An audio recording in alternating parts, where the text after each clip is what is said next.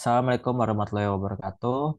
Perkenalkan kami dari kelompok pertemuan 15, kami akan membahas analisis data kuantitatif.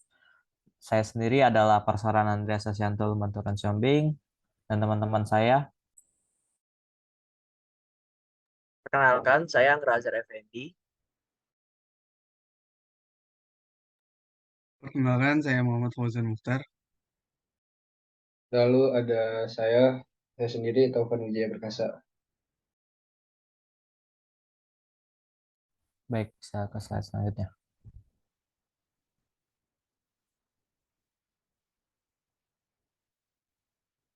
Oke, untuk pendahuluan bisa dijelaskan oleh teman saya. Oke, kita masuk ke pendahuluan. Kita akan melihat kuantifikasi proses mengubah data ke format numerik. Hal ini melibatkan pengubahan data ilmu sosial menjadi bentuk yang dapat dibaca mesin, suatu bentuk yang dapat dibaca dan dimanipulasi oleh komputer dan mesin supaya serupa yang digunakan dalam analisis kuantitatif.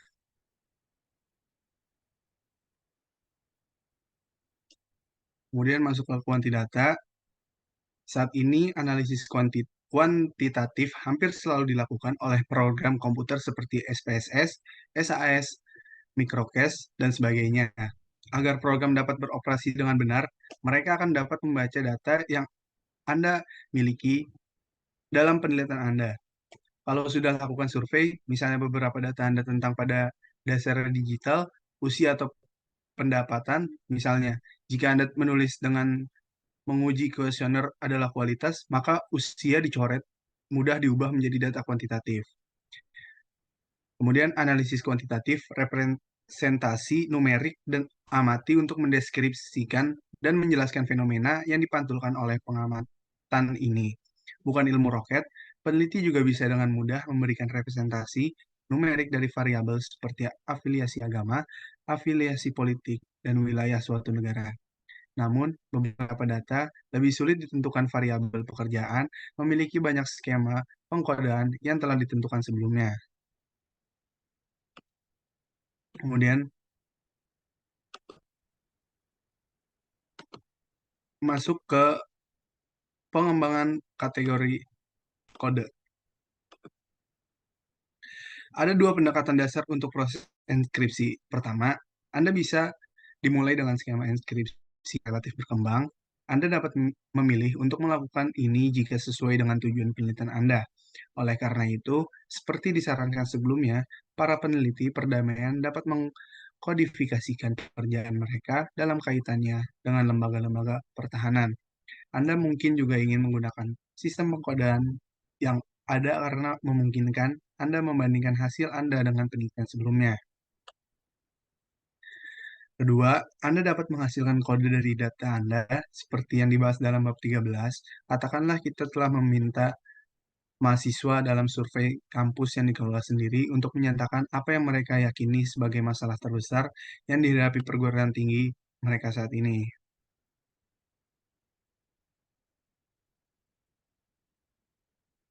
Kemudian lanjut ke konstruksi buku kode. Produk akhir dari proses pengkodean adalah konversi elemen data menjadi kode numerik. Kode-kode ini mewakili atribut-atribut yang membentuk variabel, yang pada gilirannya ditetapkan posisinya dalam file data.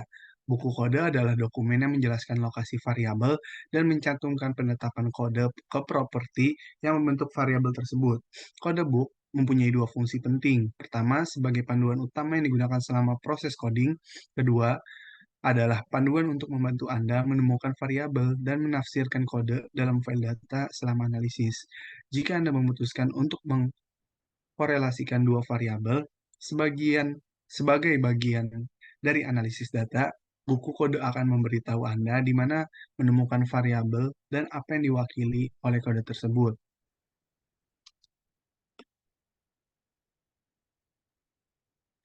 Nah, yang terakhir, entry data.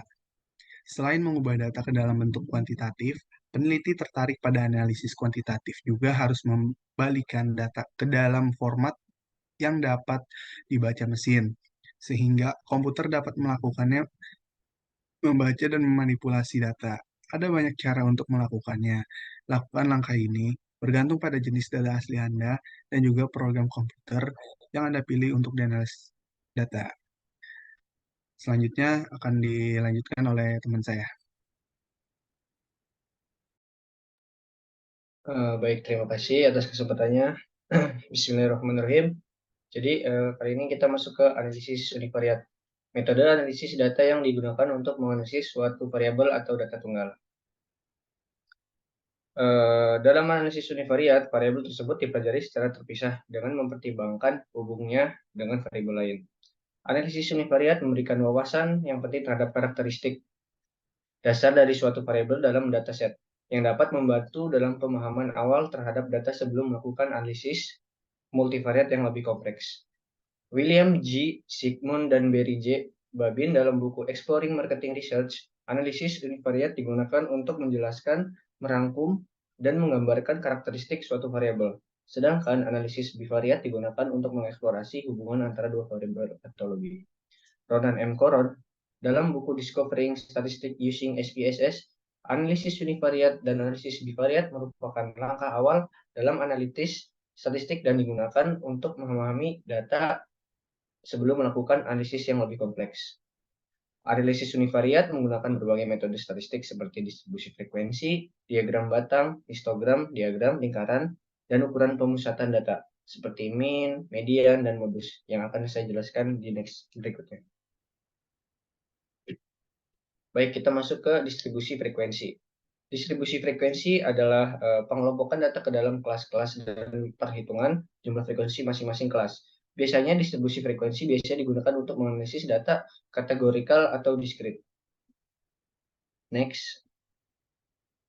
Lalu ada diagram batang.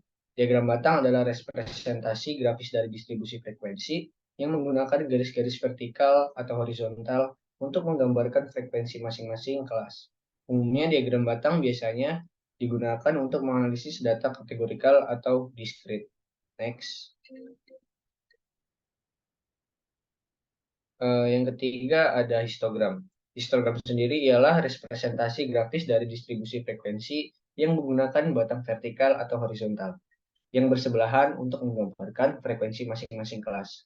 Kegunaan histogram sendiri biasanya digunakan untuk menganalisis data kontinu. Next slide. Lalu yang terakhir ada diagram lingkaran. Diagram lingkaran adalah representasi grafis dari distribusi frekuensi yang menggunakan lingkaran untuk menggambarkan proporsi masing-masing kelas. Pie chart atau diagram lingkaran biasanya digunakan untuk menganalisis data kategorikal atau diskrit. Next slide. Oke, masuk ke ukuran. Ukuran pemusatan data adalah nilai yang mewakili pusat data atau nilai rata-rata dari suatu variabel. Beberapa ukuran pemusatan data yang umum digunakan adalah mean, median, dan modus. Contohnya sebagai berikut. Oke, langsung next. Lalu kita masuk ke distribusi. Distribusi menuju pada proses penyebaran atau pengedaran sesuatu seperti barang, informasi, atau sumber daya dari satu tempat ke tempat lain. Ini dapat terjadi dalam berbagai konteks, termasuk bisnis, ekonomi, ilmu pengetahuan, dan statistik. Dalam konteks bisnis, distribusi seringkali mengacu pada rantai pasokan atau saluran distribusi, yang merupakan jaringan organisasi agen dan proses yang terlibat dalam memindahkan produk atau layanan dari produsen ke konsumen akhir. Rantai pasokan dapat meliputi produsen, grosir, pengecer, distributor, dan berbagai saluran penjualan lainnya. Dalam statistik, distribusi mengacu pada acara data terdistribusi di dalam suatu sampel atau populasi. Distribusi data dapat berupa distribusi normal, bell-shaped, distribusi skewness positif cenderung ke kanan, distribusi skewness negatif cenderung ke kiri, atau berbagai jenis distribusi lainnya.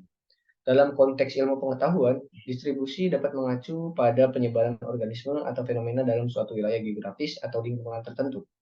Misalnya, distribusi geografis spesies hewan atau tumbuhan mengacu pada area di mana mereka ditemukan. Jadi, secara umum, distribusi adalah proses atau pola penyebaran atau pengedaran sesuatu dalam suatu konteks tertentu. Next slide. Baik, masuk ke tendensi sentral. Tendensi sentral adalah konsep statistik yang mengacu pada nilai yang mewakili pusat atau tengah dari sekelompok data. Tujuannya memberikan gambaran singkat tentang lokasi tipikal atau pusat dari distribusi data tersebut. Beberapa ukuran tendensi sentral yang umum digunakan meliputi yang pertama ada mean, rata-rata. Ini adalah jumlah dari semua nilai dalam set data dibagi oleh jumlah total nilai rata-rata. Tendensi sentral yang paling umum digunakan. Yang kedua ada median. Ini adalah nilai tengah dari dataset ketika data diurutkan dalam urutan naik atau turun. Jika ada jumlah genap data, median adalah rata-rata dari dua nilai di tengah. Yang ketiga ada modus. Ini adalah nilai atau nilai-nilai yang paling sering muncul dalam set data. Yang keempat ada mid-range. Ini adalah rata-rata dari nilai tertinggi dan terendah dalam set data. Yang kelima ada quarter atau quartile. Ini adalah nilai yang membagi data menjadi 4 bagian, sekitar 25% dari total data di setiap bagian. Kuartil pertama adalah median dari separuh data lebih rendah. Kuartil kedua adalah median dari seluruh dataset. Dan kuartil ketiga adalah median dari separuh data lebih tinggi. Setiap ukuran tendensi sentral memiliki kegunaan dan interpretasi yang berbeda, tergantung pada sifat data dan tujuan analisis. Pemilihan ukuran tendensi sentral yang dapat adalah langkah penting dalam menganalisis dan memahami distribusi data. Next slide. Lalu ada dispersi. Dispersi adalah istilah statistik yang mengacu pada sejauh mana data tersebar atau terpisah dari nilai rata-rata atau tendensi sentral dari kumpulan data. Ini memberikan gambaran tentang variasi atau keragaman dalam data. Beberapa ukuran dispersi yang umum digunakan meliputi yang pertama ada rentang atau range. Ini adalah perbedaan antara nilai terbesar dan terkecil dalam set data, memberikan gambaran kasar tentang seberapa jauh data tersebar. Yang kedua ada jangkauan antar kuartil. Ini adalah perbedaan antara kuartil ketiga dan kuartil pertama, memberikan gambaran tentang seberapa jauh distribusi data di tengah-tengah. Yang ketiga ada varian, ini adalah rata-rata dari kuadrat deviasi dari setiap titik data dari rata-rata. Varian memberikan gambaran tentang beberapa jauh data tersebar dari rata-rata. Yang keempat ada deviasi standar.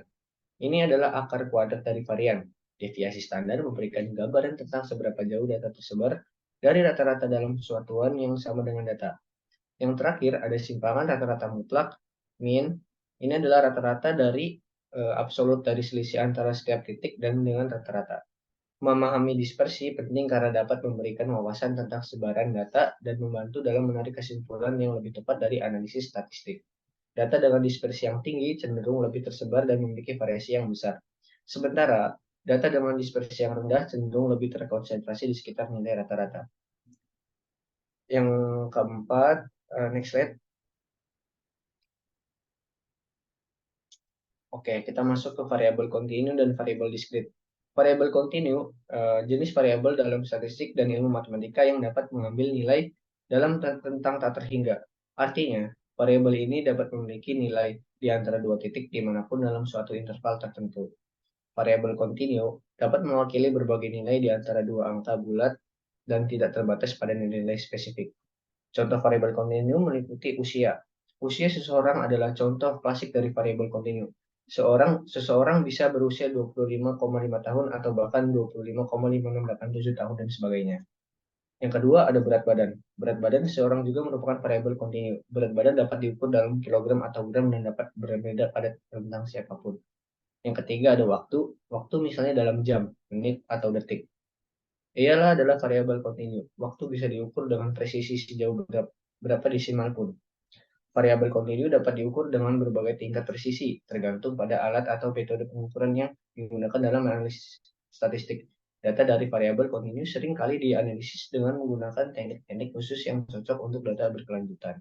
Dalam kontras, variabel diskrit adalah jenis variabel yang hanya dapat mengambil nilai tertentu atau terbatas dalam satu interval, seperti jumlah anak dalam sebuah keluarga atau jumlah kelereng di dalam sebuah kantong. Lalu masuk ke variabel diskrit.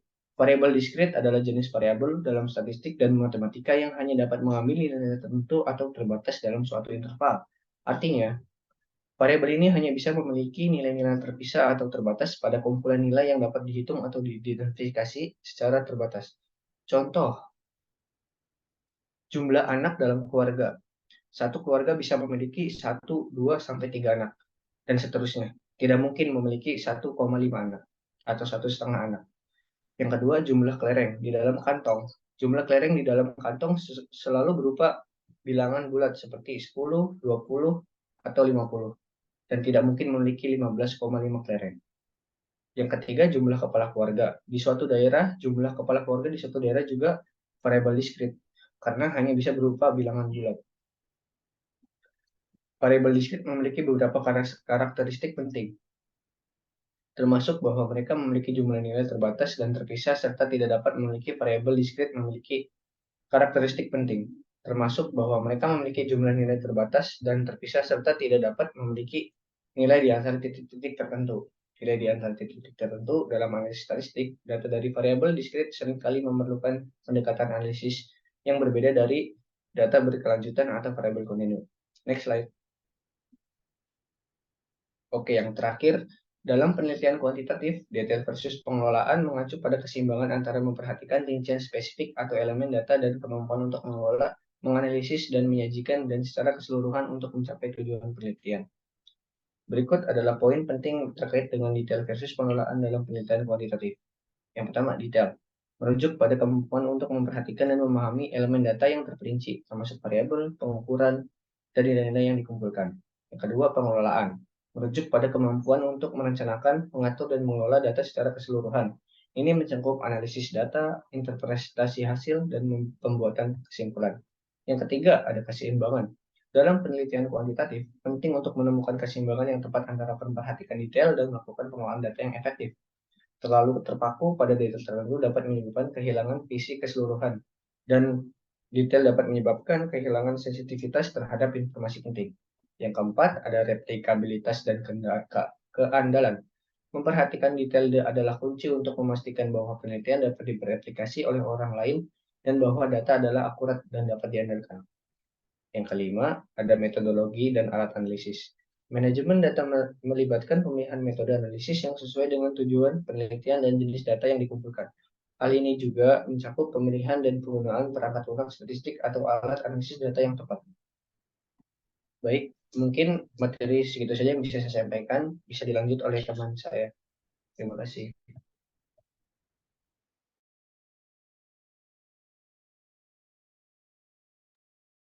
Baik, selanjutnya ada subgroup comparison atau perbandingan subgroup. Subgroup comparison seringkali tepat untuk mendeskripsikan kumpulan kasus, subjek, atau responden. Subgroup comparison memberitahu kita betapa berbedanya kelompok-kelompok dalam populasi. Pada tabel 14-5, menyajikan berbagai sikap subkelompok politik terhadap legalisasi ganja, berdasarkan pada apakah responden mengkarakterisasi diri mereka sebagai konservatif atau liberal.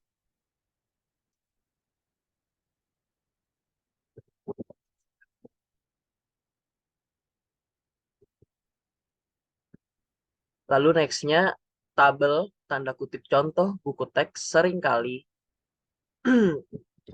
tidak sesuai dengan yang biasa Anda temukan dalam laporan penelitian yang diterbitkan atau dalam analisis data penelitian sendiri. Jadi, dua penjelasan berikut akan membahas dua masalah umum dan menyarankan solusi. Yang pertama ada collapsing response categories atau kategori respons tanda kutip runtuh. Di dalam tabel 14-6, meskipun Anda mungkin tidak akan kesulitan menebak kandidat mana yang merupakan Partai Republik dan mana yang Demokrat, Anda mungkin merasa tabel tersebut memiliki terlalu banyak angka sehingga sulit untuk ditafsirkan. Kita bisa sedikit menyederhanakan masalah dengan menciutkan kategori ekstrim dan moderat untuk masing-masing kandidat. Lalu yang kedua ada handling don't know atau menangani tidak tahu. Seringkali merupakan hal yang tepat untuk melaporkan data Anda dalam kedua bentuk dengan dan tanpa kata tidak tahu, sehingga pembaca Anda juga dapat menarik kesimpulan mereka sendiri.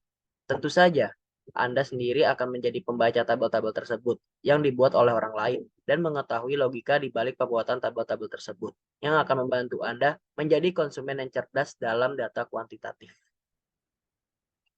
Lalu selanjutnya ada deskripsi numerik dalam penelitian kualitatif. Pengujian numerik seringkali dapat memverifikasi temuan penelitian kualitatif yang mendalam. Data numerik tidak hanya menyempurnakan kesan peneliti berdasar observasi kualitatifnya, Namun pemahamannya yang mendalam terhadap situasi memungkinkan dia menyusun analisis kuantitatif yang lebih tepat. Selanjutnya akan dijelaskan oleh teman saya.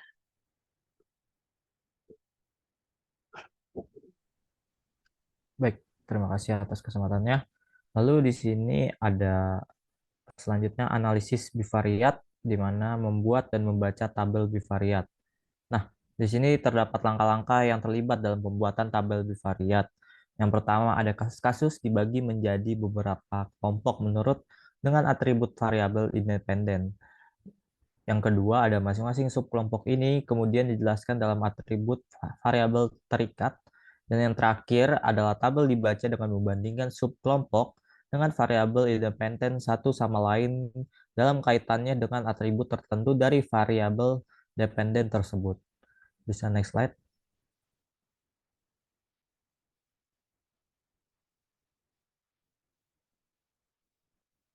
Baik, di sini juga terdapat perbedaan di mana dengan analisis univariat, perbandingan subkelompok melibatkan dua variabel. Dalam hal ini, perbandingan subkelompok merupakan sejenis analis bivariat, yaitu analisis dua variabel secara bersamaan. Namun, seperti halnya analisis univariat, tujuan perbandingan subkelompok sebagian besar bersifat deskriptif. Kebanyakan analisis bivariat dalam penelitian sosial menambahkan elemen lain, seperti menentukan hubungan antar variabel itu sendiri. Dengan demikian, analisis univariat dan perbandingan subkelompok berfokus pada mendeskripsikan orang atau unit analisis lainnya yang diteliti. Sedangkan analisis bivariat berfokus pada variabel dan hubungan empirisnya.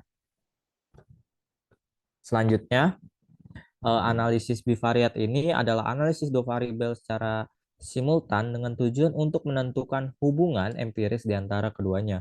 Pembuatan tabel persentase selama sederhana atau perhitungan koefisien korelasi sederhana adalah contoh analisis bivariat. Selanjutnya terdapat analisis bivariat berisikan penjelasan, lalu ada kemudian dan melibatkan bahasa variabel yang diperkenalkan di bab 1. Dengan sedikit pergeseran fokus, kita tidak lagi berbicara tentang laki-laki dan perempuan sebagai sekelompok yang berbeda. Namun kita menggunakan gender sebagai sebuah variabel. Sebuah variabel yang mempunyai pengaruh terhadap variabel lain teoritis dalam presentasi tabel 14-9 dapat diambil dari hipotesis kenyamanan Charles Glock sebagaimana yang telah dibahas pada bab 2. Pada kesimpulannya, analisis bivariat biasanya mempunyai penjelasan tujuan sebab akibat. Kedua contoh hipotesis ini mengisyaratkan sifat-sifat sebab akibat sebagaimana digunakan oleh para ilmuwan sosial. Mungkin sekian yang bisa kami sampaikan dari kelompok pertemuan 15. Terima kasih, kurang lebihnya mohon maaf. Assalamualaikum warahmatullahi wabarakatuh.